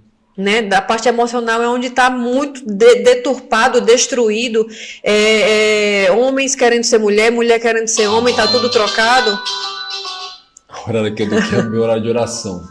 Se quiser ir orar, não, fica à vontade. Esse horário acompanha me acompanha há 5 anos já. Sempre nesse Sério? horário. Vou até falar, na verdade. Agora, às 6 horas, é a hora que começa a oração do Vinícius Iracete. Eita, mesmo, é verdade. Às 6 da manhã, às 6 da tarde. Aí meu relógio desperta ainda até hoje. É verdade. Mas pode continuar, desculpa pelo... Então, foi onde porque como o Salomão diz, adquira tudo para adquirir sabedoria, eu me apeguei a essa parte, eu digo, tá, eu vou agora adquirir sabedoria, conhecimento, na verdade, né? Porque a sabedoria é divina, é de Deus. E eu comecei a adquirir, eu peguei a maioria, o resto do dinheiro que eu tinha e comecei a me aprofundar em estudar. Porque eu agora já tinha entendido o que eu poderia fazer. Então foi onde eu entrei, né? Entrei na psicanálise, fiz a neurociência, fiz vários cursos, outros cursos, porque eu estava entendendo, eu achava que eu vinha para o Brasil para trabalhar como terapeuta. Sim. Só que quando eu cheguei no Brasil, o Senhor me trouxe que eu ia ajudar vidas. E que essa parte dos estudos com a terapia, mentoria, isso era para agregar, para poder ajudar outras pessoas. Com certeza. Então, foi quando eu cheguei no Brasil, aí eu continuei estudando e me aprimorando, porque eu estava começando a entender o que o Senhor queria que eu fizesse. E só que quando eu cheguei no Brasil, eu disse, Senhor, como é que vai ser agora? Porque agora eu não sei onde eu vou trabalhar, não sei onde eu vou morar, eu estou por tua conta. E no dia que eu cheguei, botei os pés em São Paulo, ele já me trouxe um trabalho e um local para morar, no mesmo dia. Eu disse, cara, isso é impossível. São coisas que Deus faz assim que você acaba, como você falou, a gente acaba achando assim, meu, você fica meio assim, né? Será mesmo, cara? E você fica ainda naquele será durante um bom tempo e Deus só vai dando. Será que isso é mesmo real que está acontecendo comigo? Então, eu comecei a trabalhar, só que eu fiquei nesse trabalho só 3 meses, né? Eu trabalhava como coordenadora de evento, eu produzia os eventos, né, era de uma empresa lá em São Paulo, mas, ao mesmo tempo, estava aqui maquinando, já planejando, buscando pessoas, fazendo as coisas porque o que eu queria justamente era isso. Era botar esse testemunho que é muito grande, sabe? Acho que é uns 24 horas contando esse testemunho, só que eu estou reduzindo o máximo. Então, o que eu queria era buscar pessoas que eu pudesse ajudar. Porque eu já tinha entendido que é isso que eu gosto. É isso que se eu for para fazer de graça, eu faço. Se for para ajudar uma pessoa, eu faço de graça, porque não é sobre mais de coisas. Como a gente conversou antes de sobre começar. Causas. Às vezes você está ajudando de graça, dá mais prazer ainda. Dá mais prazer. E assim, hoje você consegue ver que esse percurso que você fez a ponto de se sentir humilhada, de trazer uma dor, de te gerar depressão, você consegue entender que você precisou passar por ele? Que você não passaria sem a permissão de Deus, correto? Sim, correto. Ainda mais quando ele está preparando um caminho para você. Ele vem ele vem, na verdade, te preparando. Assim como Davi lutou com o leão, com o urso antes de lutar com o gigante, ele vem te preparando. Sim. Então, assim, porque a renúncia que você fez, a aprovação que você passou é uma aprovação muito forte. Sim. Você vem de lado da humildade, de um lugar bem humilde, conquistar praticamente, como eu disse, um mundo na carne, e aí Deus chegar para você e falar para você, renuncia. E você falar, ótimo. E começar a aparecer uma oferta atrás da outra e falar assim, ótimo. Renuncia. É uma aprovação grande. Deus sabe o que ele pede para cada um, né? Então, assim, é um negócio que, assim, quando você olha e enxerga o tamanho da aprovação que você passou, o tamanho do teste que Deus fez com você e você passou no teste dele, você vê que tudo aquilo que te gerava uma depressão é tudo fichinha. Porque a vitória do que você conseguiu é muito grande. Cada um tem a sua aprovação, né? Cada um tem a sua vitória do seu jeito. E, como eu falei, Deus sabe o que pede para cada um. E eu vejo isso como uma aprovação muito grande. Conheço muitos que ficariam tentados numa situação dessa, entendeu? Então é uma coisa assim, é uma aprovação tão grande e tão assim honrosa a ponto de você esquecer toda a dor que você passou no passado. É verdade. Entendeu? Então assim, é uma hora que você olha assim, de você olhar, essa hora você se orgulha de si, não de si mesma, mas do que Deus fez com você. É a hora que você entra no espírito mesmo, como você falou, eu senti uma coisa que nem eu sabia o que era. Mas era muito mais gratificante que todo o dinheiro do mundo. Sim. O mundo, eu fui muito deslumbrada, assim, com as coisas, né? Que eu ia conquistando e eu olhava assim, uau, olha onde eu tô. Uau, nossa, eu sou a Misa Miradosário. Imagina uma menina que saiu de uma cidade de 2.000 habitantes na época e hoje tá aqui. Mas aí quando tudo aconteceu, que eu conheci Jesus, eu disse, Jesus, eu não vivi não, ainda não. Eu tô começando a viver agora, eu nasci, acabei de sair da barriga da minha mãe, eu me sinto assim. E é assim mesmo, né, cara? E faria quantas vezes for necessário, porque eu não me arrependo de nada. Pelo contrário, eu até peço perdão ao Senhor, eu digo, Senhor, me perdoa, porque eu fui muito incrédula, eu fui muito pecadora, eu errei muito, eu falhei muito, eu fiz coisas que eu me arrependo muito de ter feito, sabe? Até nessa época, né, eu provoquei 2 abortos nessa época e é algo que me constrangia muito. Eu dizia, Senhor, eu me sinto muito culpada com isso, mas o Senhor, ele sempre vem me trazendo, eu perdoei isso foi estar no mar do esquecimento, daqui para frente. E eu tinha muita vergonha de falar isso, sabe? Mas toda vez que vem a vergonha, eu entendo, Senhor, isso aqui não é o Senhor que está aqui trabalhando. Porque a vergonha não é do Senhor. Para eu falar do que me aconteceu, onde eu posso ajudar outras pessoas, não é o Senhor que está trabalhando aqui. Então eu vou falar assim, Senhor.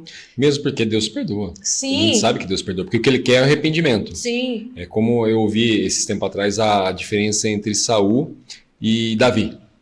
Porque, na verdade, você analisando o que Davi fez foi muito mais grave do que Saul fez.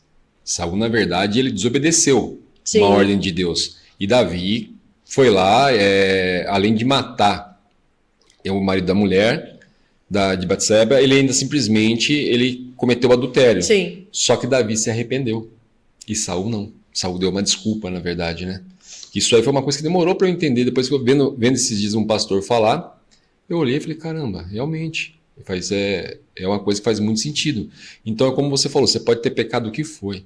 Só que se você se arrependeu, na mesma hora Deus simplesmente perdoa. Sim. Entendeu? Então a gente sabe que a culpa não vem dele. É verdade. Ele nunca vai culpar. E aí hoje quando eu me lembro, né, sempre vem o arrependimento, mas ao mesmo tempo assim, quando eu falo disso, assim, eu tiro um peso das minhas costas, porque eu entendo, Senhor, é o Senhor que está trabalhando aqui.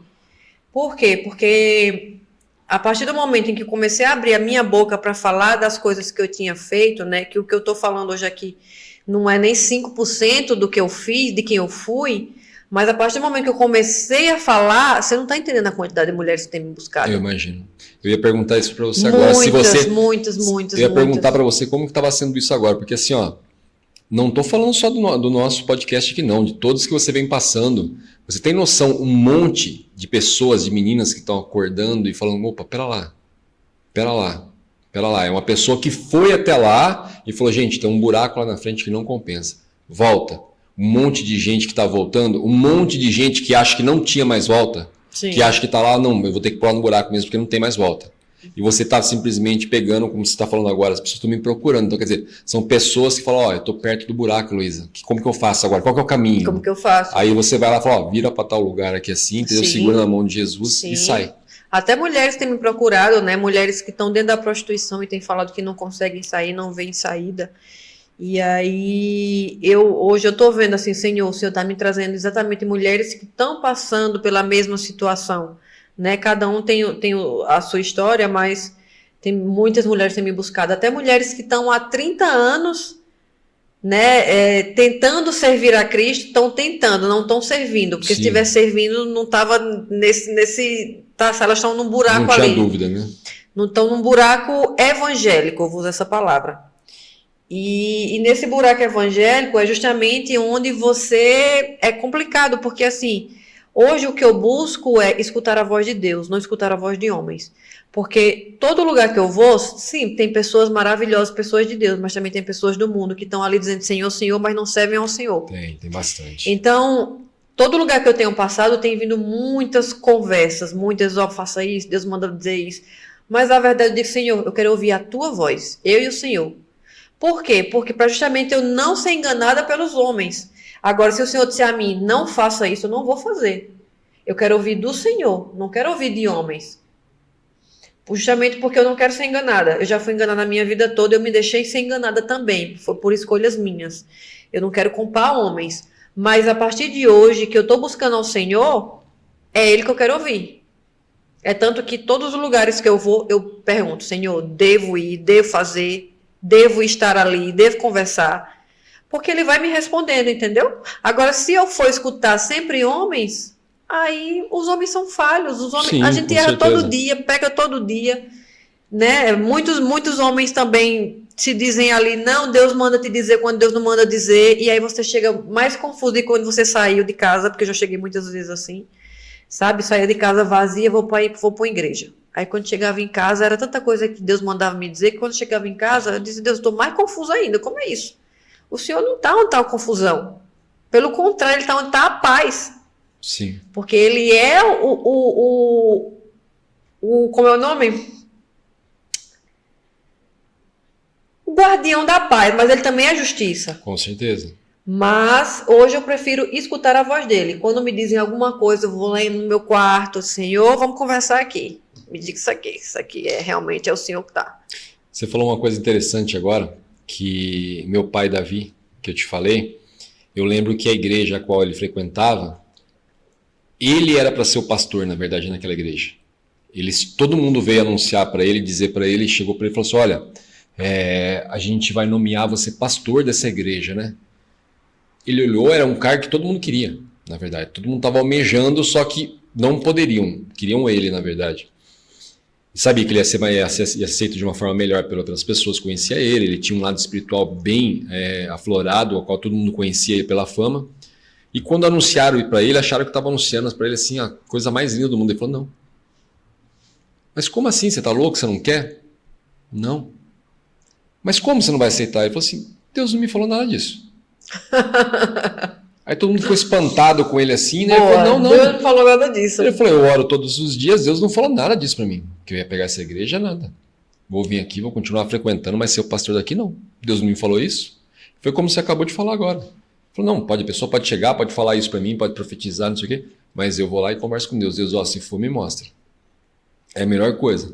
E uma coisa interessante que você falou aí, que eu vejo como uma aprovação também, uma coisa muito honrosa, é o fato de você ter buscado a Jesus na sua individualidade. Você não precisou uma igreja pegar e falar, vem cá que eu vou te levar para Jesus. Não, ou a uma vizinha, ou uma amiga, ou isso. Não, eu decidi, vem cá, vou buscar por mim mesmo, eu estou indo buscar, eu sei que tem algo a mais, e fui buscar pelo seu individual mesmo, né? Sim. Foi uma busca sua mesmo, e na verdade assim, porque às vezes foi como você falou, você vai se apoiando na igreja aqui, apoia numa igreja ali, e as pessoas vão te enganando. Quem engana? Da mesma forma que você foi enganada no mundo por várias pessoas, eu fui enganado dentro da igreja por várias pessoas. Eu fui enganado, e isso acontece com várias pessoas, tem várias pessoas que têm testemunhos assim. Então assim, a tua busca foi muito a sua intimidade com Deus, né? Foi você e Deus ali. Ele chegar e falar, vem cá, não vai conversar com ninguém não, você vai conversar eu e você. Então, Exatamente. assim, isso é uma coisa muito bacana. Porque como eu fui para o mundo sozinha, eu digo, então, se é para procurar o Senhor, eu vou procurar também sozinha. Justamente porque quando a gente vive no mundo, Anderson, todo convite a gente aceita um sim. Por quê? Porque eu pensava assim, não, vou ver o que é que eu posso ganhar ali.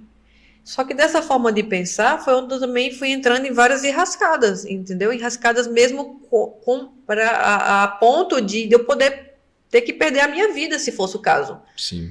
Então eu não analisava a situação, eu não analisava como um todo, eu só dizia sim para todo mundo e sim, vamos embora. Então, quando eu quebrei muita cara, eu sofri muito, né? Porque o mundo da ganância, da prostituição, da mentira, é muito podre, sabe? Aí, tudo tem um preço, nada vem de graça. Você ganha dinheiro, mas você sofre muitas coisas, de violência, sabe? A você ser espancada. Tudo isso por causa de quê? De um pedaço de papel? Cheio de micróbio ainda mais. Entendeu? Então você faz tantas coisas que quando você vem ver assim, eu olhava assim, eu dizia, meu Deus, é sério que eu fiz tanta coisa por um pedaço de papel? Um pedaço de papel cheio de micróbio. E assim, eu joguei a minha vida na mão dos lobos por causa de um pedaço de papel. Não é quando você vem analisar as coisas, e aí você vê realmente que, meu Deus, é só o Senhor mesmo para nos mostrar que tudo isso é ilusão, como diz Salomão também. Sim, para você ver, né? As pessoas correm atrás do dinheiro, quando querem mais, e aí você vê aquelas pessoas que são bilionárias, mas são bilionárias seguindo princípios e com Deus. Elas nem usam dinheiro. Eu vi esses dias o Flávio Augusto falando que ele vai em restaurante e geralmente ele não paga. Porque a hora que ele vai pagar, já pagaram para ele. Alguém me passou e falou, você mudou minha vida. Entendeu? A pessoa falou que você mudou minha vida e foi lá e deixou pago. Entendeu? Então veja só, é uma coisa que você corre atrás e quando você tem muito, você já não usa mais. Isso na vida com Deus. Né? Porque caso contrário, você é escravo. É o que a palavra fala, porque as pessoas ainda falam, dinheiro é a raiz de todos os males. Eu falo, não, lê a Bíblia, você está lendo errado. O amor ao dinheiro. Se seu coração está no dinheiro. Então, porque o meu você precisa coração... do dinheiro, na verdade, para recursos, para tudo. Exatamente. Esse final de semana eu fui numa igreja e eu fui falar um pouco sobre o meu testemunho, também falar da palavra. E eu falei para eles assim, gente, onde está o seu coração, aí é que está o perigo. Mas a gente também não pode ser hipócrita, tá? Que Deus vê tudo. E dizer assim, não, tá bom isso aqui, Deus, eu não quero ter uma vida rica, não, porque todo rico vai pro inferno. Não sejam hipócritas. Todo mundo quer ter uma vida boa, tranquila, quer também dar uma vida melhor para sua família. Eu quero. Sim, lógico. Eu já tive uma vida rica, mais uma vida no mundo, uma vida sem Jesus. Agora eu quero ter sim uma vida boa, mas uma vida com Jesus. Na hora que Ele quiser, sim, mudar a minha história, que assim seja feito. Ter a tua prosperidade em todos os aspectos, mas com Jesus. Exatamente. Eu quero ser próspera nas 7 áreas da vida. Agora eu não posso ser hipócrita, igual eu já vi muitos cristãos dizendo, não, tá bom, o que Jesus me deu, tá bom já. Gente, Deus é o dono de tudo, do ouro, da prata, de você, de mim, do mundo, do tudo que foi criado. Sim. E aí você vai dizer, não, Deus tá bom. Não, eu peço mesmo, porque eu entendi que Ele é meu Pai. Com certeza. E eu coloquei hoje ele como sócio majoritário de tudo que eu faço, como meu pai, como meu mentor, como meu psicólogo, meu terapeuta, como meu tudo, como meu amigo. Então, tudo hoje que eu quero, eu vou pedir para ele. E eu falo, Senhor, eu quero ser uma filha mesmo, uma filha do Senhor, onde as pessoas olhem para mim e digam, nossa, olha o que Deus fez na vida dela, em todas as áreas. E Ele pode me dar. Eu não vou ser hipócrita. Então, não sejam hipócritas. Eu disse lá no meio da igreja, as pessoas ficaram olhando para mim, gente, não seja um crente hipócrita. Você quer ter uma vida assim, mas você pode pedir para o seu pai. Ele é o seu pai. Se você entender isso, ele pode mudar a tua história. Agora você tem que ser totalmente dependente dele. Com certeza. Que é difícil, mas não é impossível. É entender que, Senhor, tudo que eu preciso fazer, eu tenho que falar com o Senhor, perguntar ao Senhor, entregar ao Senhor. Não é fazer pela força do braço, porque eu fiz pela força do braço, entendeu? E fiz tanta coisa pela força do braço que meti várias enrascadas até a ponto de perder a própria vida. Isso em busca de um pedaço de papel. E Deus, na verdade, Ele quer que você pede, Ele não se importa com o que você pede. Mas assim, é como eu costumo dizer aqui para eles, para que você quer? Você vai pedir um carro para Deus. Deus, eu quero um carro novo, quero um carro assim, assim, assado. Primeira pergunta que eu tinha na cabeça, para quê? Para quê? Não, porque aí eu posso viajar mais, eu posso atender a pessoa do outro lado, estão me convidando para ir num podcast ali, eu posso ir, eu posso mudar mais a vida das pessoas. Perfeito. Ah, Deus, eu quero uma casa. Por quê? Para quê? Não, eu quero uma casa porque assim vai facilitar para mim isso. Tem que ter um sentido, eu quero construir uma família. Porque aquele tal de um negócio, até vi esses dias um rapaz fazendo essa analogia, que ele comentou, ele estava sendo entrevistado num programa, ele comentou, falou assim, você daria a tua BMW pro teu sobrinho de 4 anos dirigir? Ele falou assim, não. Aí ele falou, mas você não gosta do teu sobrinho? Ele falou, não, eu amo meu sobrinho. Então por que você não dá? Ele falou, por que não? Ele falou, a mesma coisa é Deus. Você vai pedir 1 milhão para Deus sem ter sentido nisso, por que Ele vai te dar? Porque se você der uma BMW para uma criança de 4 anos, vai dar caca. Sim. A mesma coisa, Deus olha para você e fala, não. Eu lembro quantas e quantas vezes eu pedia dinheiro para Deus e assim, hoje eu entendo por que Ele não deu. Não, se eu tivesse dado dinheiro aquele dia, você tinha feito isso e estava morto. Tem vezes que eu lembro em festas, em eventos que eu estava, que se eu tivesse mais dinheiro, eu tinha morrido. Eu tinha morrido. Porque eu parei de usar quando acabou o dinheiro. Quando acabou o dinheiro. Quando acabou o dinheiro. E era assim, quando Entendeu? acabava o dinheiro, a gente ficava quieto. Você ficava quieto, é isso mesmo. É aquela hora que assim, muitas vezes você queria ter mais dinheiro para continuar bebendo. Só que depois você ia pegar o carro e ia voltar dirigindo. Entendeu? E ali naquela hora acaba o dinheiro na hora certa. De você voltar cambaleando na pista, mas Deus te trazer em segurança, cara. E Deus lembra você todas as vezes, ó, era a minha mão ali. Era a minha mão te segurando. Era a mão de Deus. E isso aí é uma coisa que eu falo assim, toda vez eu lembro de coisa assim, de quando eu tinha 3 anos de idade, onde Deus colocou a mão ali e falou assim, era eu. Era eu. Então isso assim é uma coisa que não tem explicação. É como eu falei uma vez para um pastor, a gente tinha uma certa amizade e a gente conversava, mas conversava assim, ele nunca queria pregar para mim nada, era uma conversa bacana mesmo que a gente tinha assim. E ele falava muito, citava tudo, e citava tudo na palavra, e tudo, toda hora citava a palavra. Eu olhei para a cara dele e falei, ó, falar de Deus é bom. Agora sentir ele, cara, é outra coisa. Sentir é maravilhoso. É verdade. Então assim, às vezes tem pastor que tá ali no altar e tá só falando. Sim. E às vezes tem irmão simplesinho que tá lá no banco de trás, lá que tá sentindo uma presença tão forte ali, que é aquela questão que é ele Deus, né, de Deus segurar a mão dele assim e ficar ele Deus.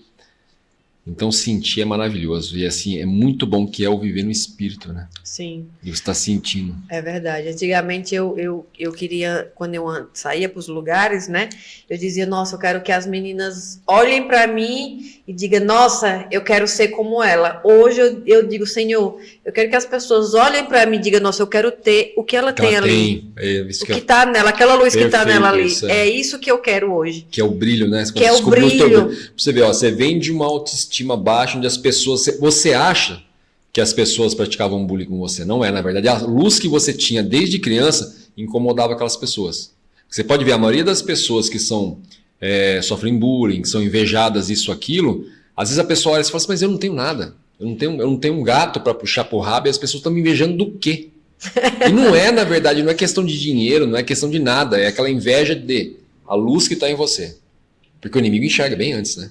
Nossa, o inimigo não sabe os planos de Deus para sua vida, mas ele enxerga que tem uma movimentação espiritual, a qual tem aquela pessoa, ele tem uma luz diferente. Sim. Eu tenho que fazer alguma coisa. Entendeu? Aí ele vai no meio do percurso tentando entrar no teu caminho. É quem está na pessoa, né? E até depois que você está no caminho de Deus já, ele fica ainda tentando jogar uma pedra ali para tropeçar, agora mais ainda, né? Agora eu chego nos lugares, quando eu observo, né? Quando eu vejo uma pessoa, tem uma pessoa olhando para mim com uma cara que quer me matar. Eu digo, Senhor, eu já estou entendendo quem é que está quem não é a pessoa, é quem está na pessoa. Quem está na pessoa. E tem algumas pessoas que elas me olham com uma raiva, uma fúria, que aí eu entendo que, Senhor, eu estou entendendo como é que as coisas estão acontecendo. Porque tem pessoas que em ambientes que eu chego, né? O Senhor tem me levado para lugares para dar palestra, para falar sobre a palavra, dar testemunho. E que tem algumas pessoas que eu vejo a raiva delas na face delas. E aí eu fico aqui, Senhor, eu tô entendendo o que tá acontecendo ali. Não é a pessoa, é quem tá nela. É quem tá nela. Minha esposa fala muito isso. Ela fala assim, não é que eu não gosto dessa pessoa, eu não gosto do que tá nela. A gente teve uma situação esses dias aqui, na empresa, e eu até comentei com os dois aqui. Que eu falei, depois vocês puxam a câmera e vê essa pessoa saindo. Porque é impossível que só eu vi um demônio montado nas costas dela. Aí eles ficaram me olhando assim, eu tô falando sério. Você tem visão aberta? Hã? Você tem visão aberta? Hoje mais. Você tá vendo? Hoje mais. Sabe quando a pessoa sai até corcunda? Sim. O olho da pessoa não tem a parte branca, a parte do meio fica maior. Sim. E a pessoa anda meio até corcunda. E, cara, eu via no olho dela que ela veio aqui só na disposição de arrumar uma confusão. Sim. Ela só queria arrumar confusão. E eu falei, vocês podem olhar ele saindo. A hora que ele tá saindo de dentro da empresa aqui, vocês vão ver um demônio nas costas do cara, que o cara não tá sozinho. Então não era ele que estava querendo arrumar confusão. Era o que estava nele, que falou, eu vou lá infernizar. E até esses dias o Thiago estava aqui, eu comentei isso com o Thiago. Eu falei, cara, as pessoas têm uma mania, parece que eu tenho um imã para elas arrumarem briga. Ele falou, Anderson, isso nunca vai acabar. Nunca vai. Ele falou, nunca vai acabar. Ele falou, lembre-se, é uma mão na colher de pedreiro, reconstruindo sua cidade, e a outra com a espada aqui, ó, batalhando. Ele falou, isso nunca vai acabar.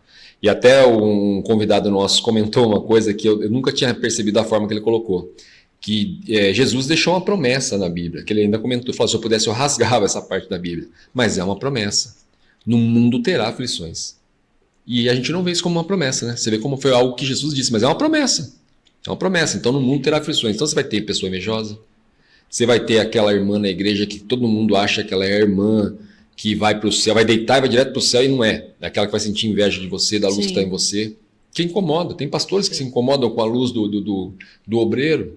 Então isso é uma coisa que acontece. É verdade. Essa questão de inveja é algo que eu tenho conversado, eu tenho batido muito nessa tecla, porque a inveja, todos nós já sentimos inveja. Sim. Certo?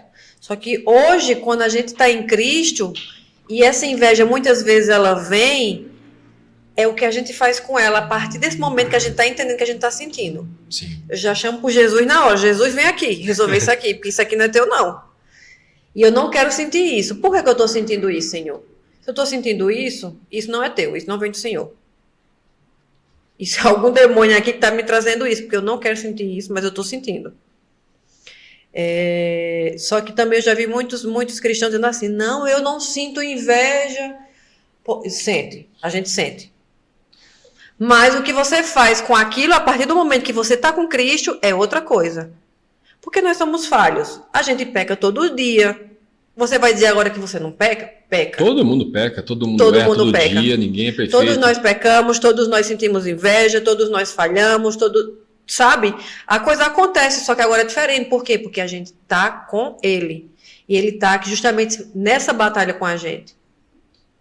Então, a questão da inveja hoje é algo que, quando eu sinto isso, eu digo para as mulheres que me procuram.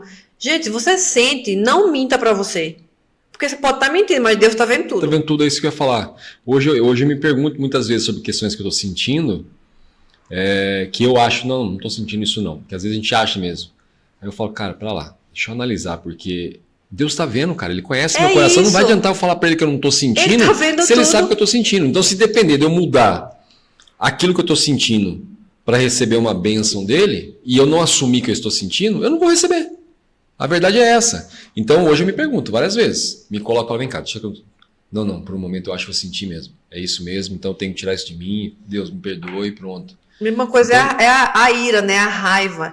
De vez em quando eu sinto umas raivas as pessoas fazem algumas coisas, ou levantam falso testemunho, ou vem trazer alguma contenda para mim, eu digo, Senhor, é o seguinte, eu tô com muita raiva, eu tenho que dizer pro Senhor, eu tô com muita raiva, que eu quero degolar aquela pessoa ali.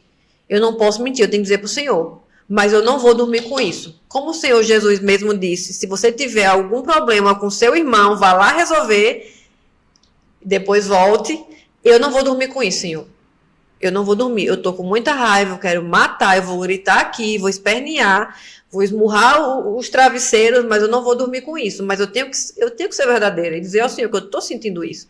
Porque o Senhor tá vendo. Sim. E algumas pessoas me perguntam assim, como é que você consegue falar de tanta coisa que você fez? Eu digo, gente, Se o Deus que estava vendo tudo É dele que a gente tem que ter vergonha. era para eu ter vergonha, por que agora eu vou ter e vou me preocupar com seres O humanos? ser humano é verdade mesmo. Se foi ele que me perdoou, que pegou todos os meus pecados e jogou tudo no mar do esquecimento. Então hoje eu tenho que falar mesmo. Eu tenho que ser verdadeira, botar as cartas na mesa. Senhor, eu estou com raiva, senti inveja, quero matar aquela pessoa. Mas a pessoa que eu sou hoje, eu não quero ficar com isso aqui. Então me ajuda aqui, porque eu preciso de ajuda, né? Se o senhor não me ajudar, não tem como. Com certeza. Então, hoje, eu me preocupo se eu estou fazendo algo que desagrada a ele. Se eu estou mentindo para ele, se eu estou enganando ele. Agora, seres humanos, pessoas, cara, eu vou jogar o verbo mesmo, porque Sim. foi ele que se entregou naquela cruz por a gente, né? E a gente falha o que só, meu Deus do céu. Eu vi uma vez um pastor, acho que é o genro do Edir Macedo. Eu vi ele fazer um negócio com um rapaz que eu desacreditei. O rapaz tinha problema com droga, com cocaína, e ele queria se livrar, né? Aí ele pegou e chamou o rapaz até a frente. Aí o rapaz pegou e comentou, falou: eu tenho problema com cocaína e eu quero me livrar disso, né? Aí ele falou assim: mas você tá com droga aí agora no momento? Ele olhou e falou: eu não vou mentir, eu tô dentro da igreja. Ele falou: tô. Eu falei: então tá bom. Ele falou: estica aí e usa pra eu ver. Eu falei assim: não, usa aí como você usa, é isso, é carreira que vocês fazem, né? Estica uma carreira aqui e usa pra eu ver. Ele falou: jamais. Mas por quê? Porque o senhor é um pastor. Ele falou: então você tem que pensar isso quando você for usar no banheiro escondido, que Deus está olhando, ele é bem maior do que eu. Uau! Entendeu? E eu vi isso, eu nunca esqueci isso. Eu nunca esqueci isso, porque realmente é verdade. Realmente é uma coisa que é verdade. Eu falo isso, costumo dizer muito para os meus filhos. Falou: meu, você está mentindo, você não tem que se preocupar comigo. Eu vou ficar bravo se descobrir, lógico, eu vou ficar bravo, vou te repreender. Mas você tem que ficar preocupado é o seguinte, que você está mentindo, mas Deus está vendo tudo. Aquilo que você está fazendo escondido ali na rua, que você acha que, meu pai não está vendo, minha mãe não está vendo, Deus está vendo, cara. E assim, não tem como plantar maçã e colher abacaxi, morango, essas coisas. É o abacaxi, é a maçã que você vai colher se você plantar. Entendeu? Eu falo isso para eles sempre. E assim, o ser humano às vezes não pensa, né, cara? A pessoa com a maior cara dura, assim, mente, fica preocupado. Porque o que eles vão falar? Gente, pelo amor de Deus, Deus está vendo tudo que você está fazendo. Você está com vergonha por causa de seres humanos, de pessoas. Tá tudo errado. Isso é algo forte, sabe? Justamente porque quando você entende isso, aí você... cara, então... Vamos jogar tudo na mesa mesmo. Já fiz, já passou. Você já transparente, não adianta. Você nasceu nu. A verdade é essa, você nasceu nu. Então, assim, você tem que se despir para Deus, né? Sim. No espírito ali e deixar a verdade para que ele conduza tudo. Meu, gente, eu arrastaria essa conversa por mais 2 horas. Como você mesmo falou, seu testemunho é testemunho de dias, não é testemunho de horas. Queria agradecer demais por presentear a gente com o seu tempo, que hoje eu costumo valorizar muito. Eu sei que tempo é muito mais valioso que dinheiro. Amém. Falo isso sempre aqui nos podcasts. Você ganhou 10 mil hoje, você gasta amanhã, ganha de novo. Você 24 horas do dia hoje, se você não aproveitar ela ou dar ela para alguém, você não vai recuperar ela amanhã. Então, assim, queria te agradecer muito por dispor do seu tempo para vir presentear a gente aqui. Tá? Eu que agradeço por esse momento. Que volte mais vezes. Obrigada por esse banquete aqui, gente. Isso aqui, para mim, é muito lindo, porque maior que serve. É isso que o Senhor me ensinou, maior que serve. Com certeza. Deixa eu agradecer nossos patrocinadores, a galera da equipe On Track, que sempre está com a gente, patrocinador oficial, está sempre acompanhando a gente, sempre apoiando desde o primeiro tijolinho. Pessoal da Red Meat, para o pessoal de Arthur Nogueira, fique atento aí, a Red Meat está vindo com novidade aí, tá? Uma inovação em Arthur Nogueira e vai surpreender o mercado de Arthur Nogueira no ramo de carnes, tá? Adoro carne. Vou falar pro pessoal da Red Meat, ouviram o convidado falando, adoro carne, hein? Mande lá para um kit churrasco para ela. Falando nisso, estão devendo, hein? Falaram que ia mandar kit churrasco para meus convidados aqui. Vou cobrar o pessoal. Deve ser bom. Vou pedir para encerrar, como sempre, que você Pegue uma palavrinha para passar Eita, que maravilha. para aqueles que estão nos vendo, nos ouvindo. O Senhor é contigo por onde quer que andares. Amém. Vamos lá pegar uma palavrinha. E deixa seu recado. Senhor, fala comigo, Senhor. Posso ler? Lógico, por favor. Ixi! Assim será a palavra que sair da minha boca. Não voltará para mim vazia, mas fará o que me apraz e a prosperará naquilo que a designei. Isaías 55:11. Uau! Bem forte. Bem forte mesmo. Amém, Senhor. Obrigada por essa palavra aqui. Nossa, gostei disso aqui. Esse aqui todos os convidados a gente pede para tirar. Se quiser deixar um recadinho pessoal, fique à vontade. Eu tenho certeza que essa história sua serviu de inspiração para muitas pessoas, para abrir o olho de muitas pessoas. Muitas pessoas vão te procurar, porque você tem a chave que elas precisam, Amém. com certeza. Amém. Bom, vamos lá. Sempre no final do podcast, né, as pessoas me pedem para trazer uma palavra e eu fico aqui, Senhor, esteja aqui, fala comigo, Senhor. Vamos lá. A palavra de hoje é: confie somente no Senhor, porque é Ele quem te livra do laço do passarinheiro, Ele quem te livra das maldades, Ele quem cuida, Ele quem guia, Ele quem traz a verdade, Ele quem mostra quem você foi, quem você é e quem você será. Foi isso que Ele tem feito para mim. Ele tem me mostrado quem é que eu posso ser. Eu achava que eu tinha sido alguma coisa, mas na verdade eu não fui nada. Eu fui só um instrumento para gerar um testemunho e hoje poder ajudar mais pessoas e mais vidas. E hoje o que eu faço é: Senhor, hoje eu luto por causas, não por coisas, porque eu lutei muito por coisas. E o Senhor tem me mostrado ainda que isso está só no início do que há de vir. E que quanto mais eu posso abrir a minha boca, quanto mais eu posso servir, que é o que o Anderson está fazendo aqui na minha vida, servindo, mais portas, mais vidas ele vai trazendo para a gente. Então essa é a mensagem. Confie no Senhor e tudo Ele fará. Amém. Amém. Galera, um beijão a todos, paz e prosperidade. Até mais. Diante do trono, Senhor, quero levar meu sacrifício de louvor, as minhas mãos levantar.